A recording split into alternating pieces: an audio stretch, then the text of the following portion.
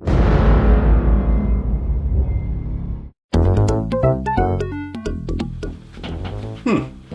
still here? Alright. Get off. Hold on.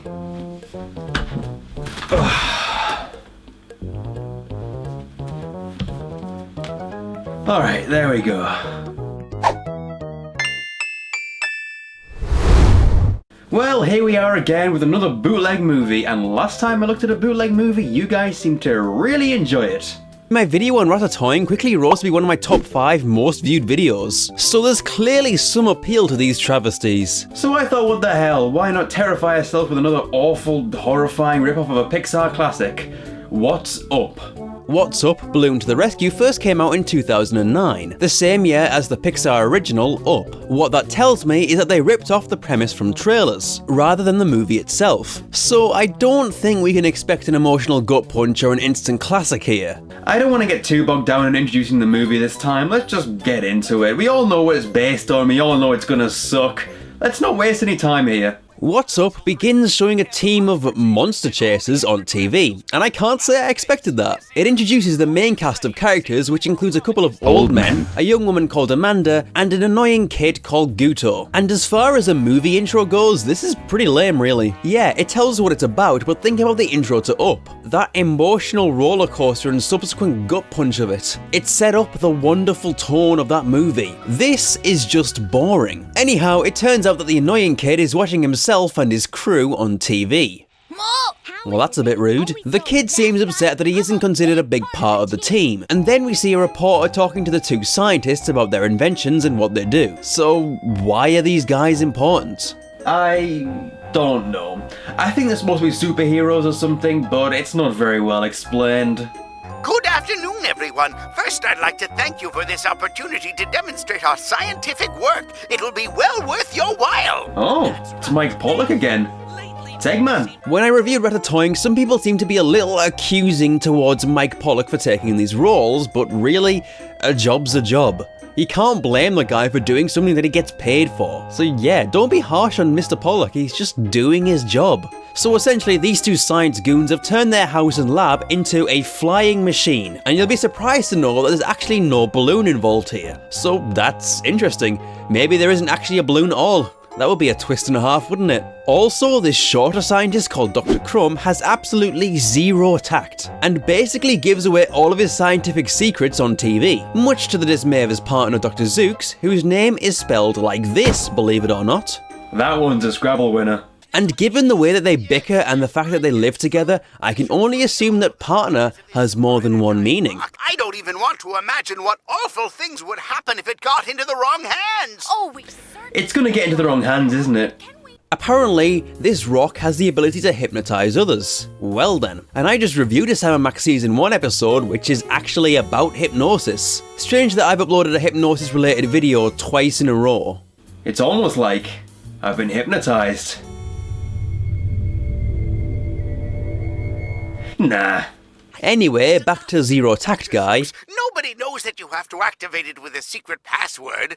Lavender? No one says lavender anymore. Can we change the subject, please? You blew it, Crumb. We also get some verification that this flying house malarkey actually works, because the reporter almost launches the house into orbit. GG. The next scene shows the Monster Chaser crew having tea in their kitchen. And get used to that. They drink a lot of tea in this movie. You saw a housefly? Maybe I should get the fly swat. We also learn that Amanda really wants to go to Paris, and coincidentally... Excuse me, pardon-moi, is this perhaps the home of Monster Chasers? That's right. Oh no. I'm sorry just to be dropping in like this, but I urgently need your services. Oh god, dear god, no.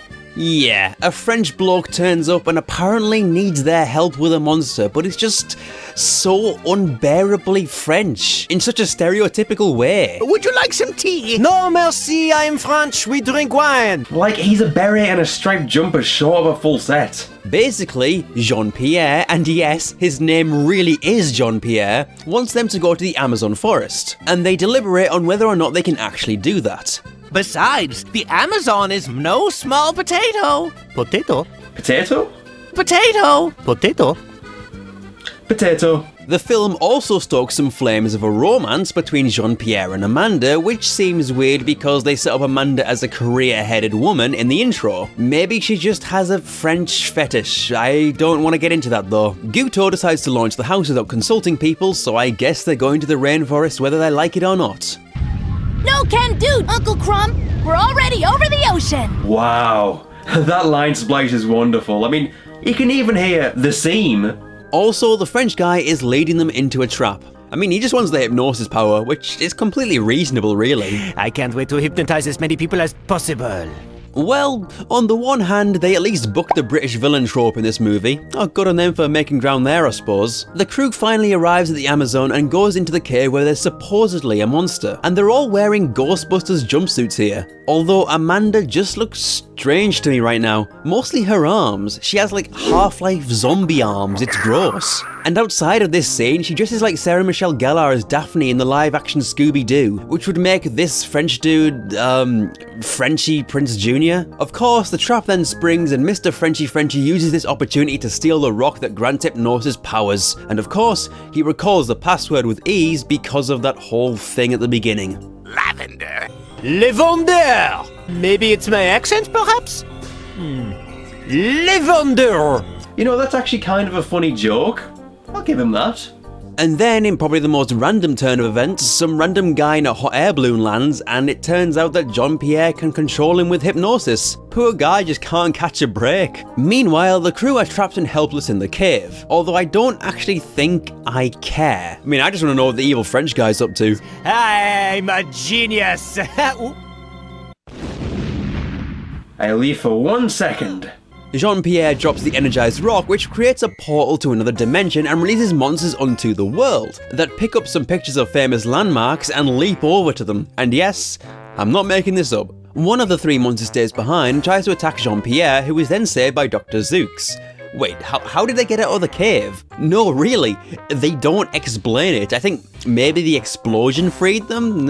Whatever. These idiots still don't suspect Jean-Pierre of any wrongdoing though. I mean, he was carrying something that he definitely should not have had that can be used for hypnosis. It's a bit of a giveaway. Now what? Without the rock, how are we gonna get out of here? Help me! I've got an idea. Oh no, not the balloon. Flying isn't to be taken lightly. So yeah, they use the balloon to fly the lab onwards, and they try to find where the monsters have gone off to. What luck? Why did it have to be Paris? But how did you discover that, Dr. Crumb?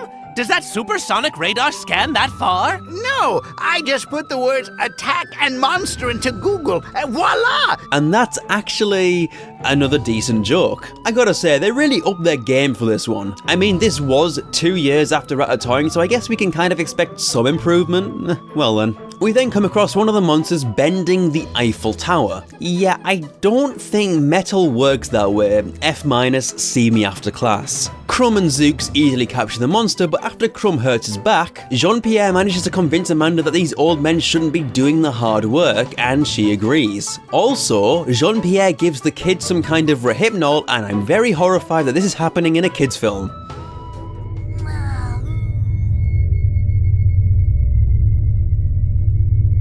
The sleeping drug is then used on the two scientists so Amanda and Jean-Pierre can capture the last monster, which is terrorizing the Great Wall of China. And this monster is playing hopscotch. Alright. And now, through sheer incompetence, Jean-Pierre manages to break the gun used to capture them, so they're in mortal danger. And the two scientists who can easily solve this are drugged and asleep. Amazing. You guys are doing great. But then...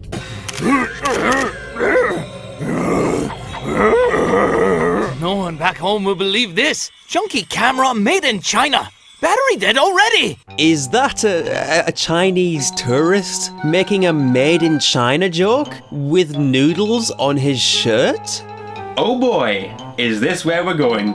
Arigato. No problem, but arigato is Japanese. I'm Chinese. My name is Ching Ling. Hello. His name is Ching Ling.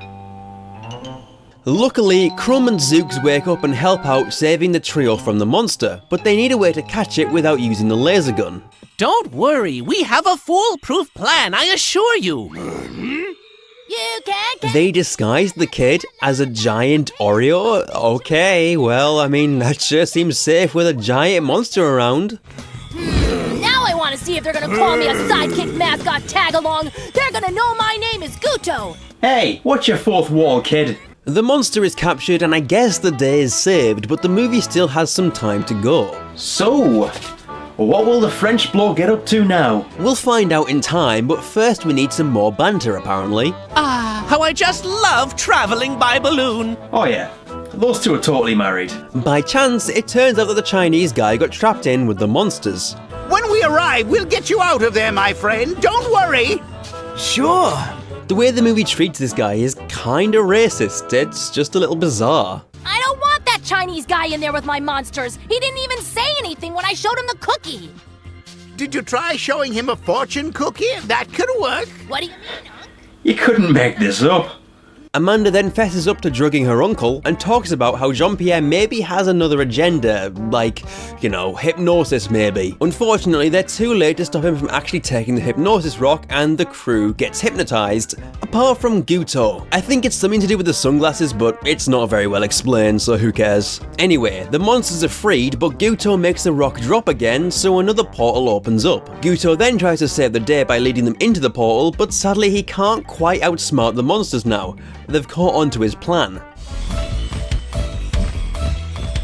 And this is just silly. Luckily, Qingling is around to help out, although Guto refers to him as Beijing and China. Beijing! China! China. And yeah, that's kinda racist. I don't think you're allowed to do that. I promise to give you some Moo Goo Gai Pan when we get back to the house!